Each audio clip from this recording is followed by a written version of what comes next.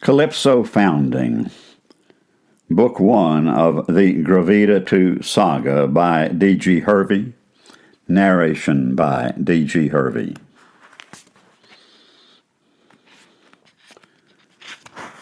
Chapter 1, Recruitment. Jan got off the floor, finished with his nighttime exercise routine. He heard a knock at the door. He expected no visitor at this late hour. His house, which sat a quarter of a mile off of the Texas Farm to Market Road, had a driveway that ran straight toward the front door. But he had noticed no headlights shining through the door to alert him that a visitor approached. He saw no car in front of the house, so he wondered if a neighbor needed help and had walked over. As a caution, he turned on the front porch light and saw a woman standing there who he did not know. Jan opened the door and looked the woman over.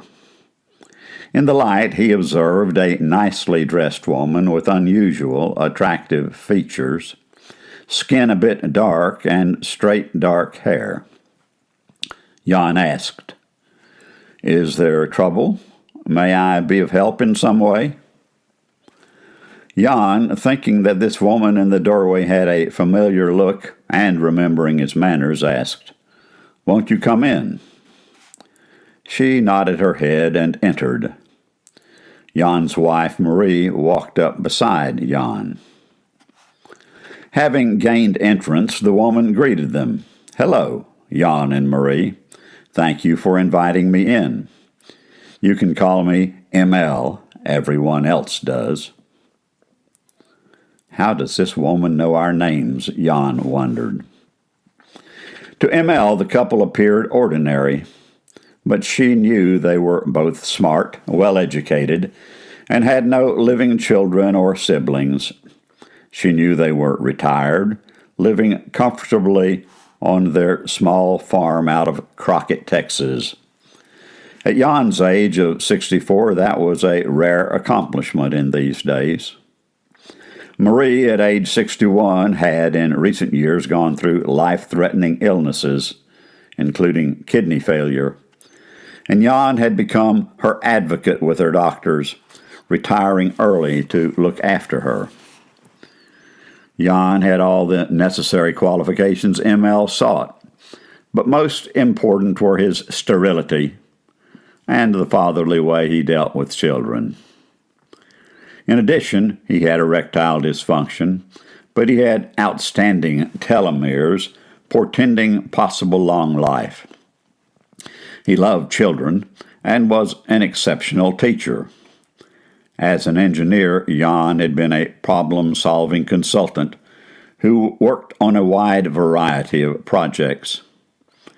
ML knew he showed creativity in developing solutions to problems, that he demonstrated an almost intuitive understanding of nature's physics, and he approached issues with objective thinking.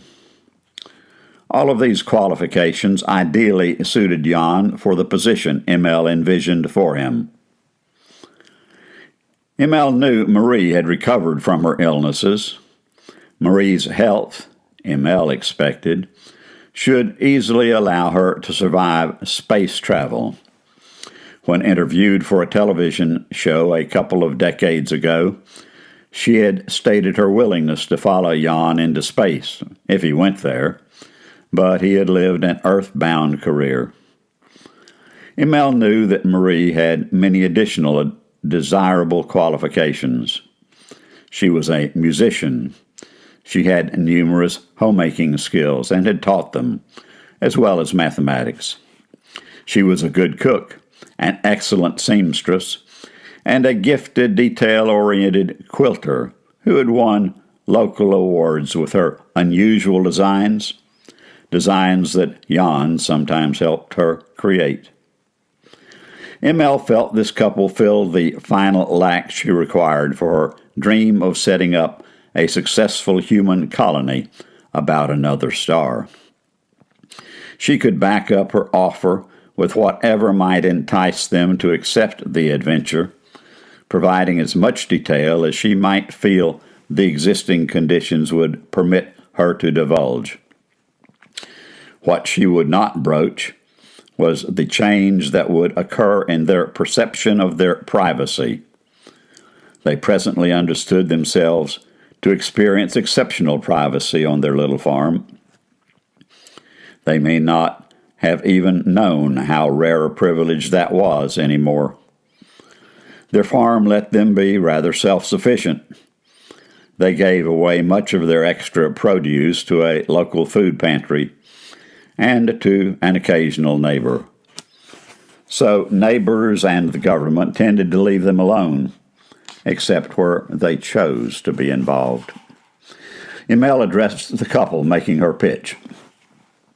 Changes are taking place in space farming, which seems to be one of your interests, Jan.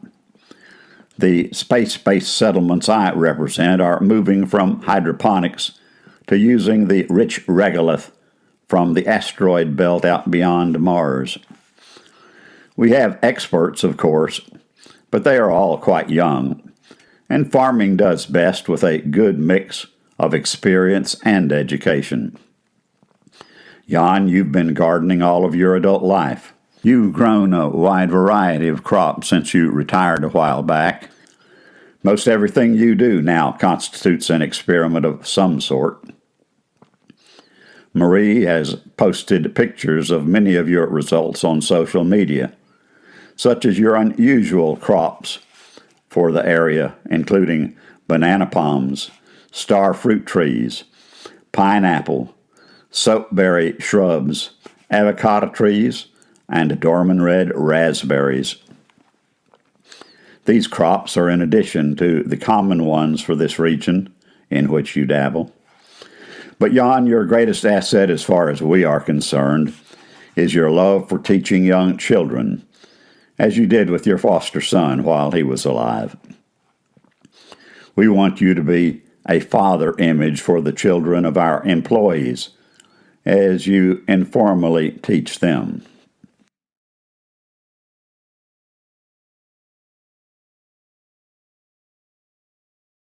Marie chimed in at this point. Jan, I think this is exactly what you need. In addition to your teaching, since retiring, you've done a bit of tutoring, and the children catch on quickly with your innovative approaches.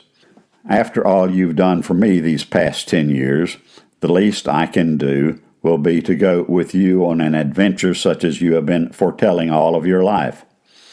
Let's see what Emil can do to make this work for us. Surprised at Marie's ready support of the idea, Jan raised his eyebrows but sat in silent contemplation. He was astounded by Emil's detailed knowledge of them. He knew of no written or social media mention of his soapberry shrub given to him by an uncle. Another aspect of Jan's background that is of interest to our settlements, Emil continued, is the ideas he has made public, put forth online, regarding changes that could be made in the country's system of government, which, if enacted, would seem to be good for the country, fairer, and ensure a better functioning government. We recognize that Jan demonstrates a lifelong interest in improving government. I understand that he authored the student body constitution at his high school, even though the civics class discussed the articles before they were put forth to the students for ratification. Finally, recognizing Emil's voice from newscasts, John asked, "But aren't you president and CEO of the company that owns several of the settlements out beyond Mars? I don't understand them having their own system of government." "I'm planning significant changes in that arena," Emil responded. "I'd like your help in getting a better system of government established. Here on Earth, better ideas can be extremely difficult to implement within existing governments. It will be best if we can get it right, or at least better, at the outset. Resistance to innovative government may result from the widely different national traditions of our employees. Another possible source of foot dragging is the entrenched hierarchy in our company executives. Failure to adopt improvements in government may stem from a lack of concern of our employees, with little thought about various possible futures, and even an unwillingness to put forth the effort to effect any change in a tolerable status quo. But things cannot go on forever depending upon the omnipotence or munificence of the leaders of the company. Then Jan asked, "So if we agree to go, what do we need to do now? Work out an employment contract? Come to some agreement regarding responsibilities and compensation? Agree to a timetable, moving expenses, and what we can take with us? You know we cannot afford to pay for transportation to your developments.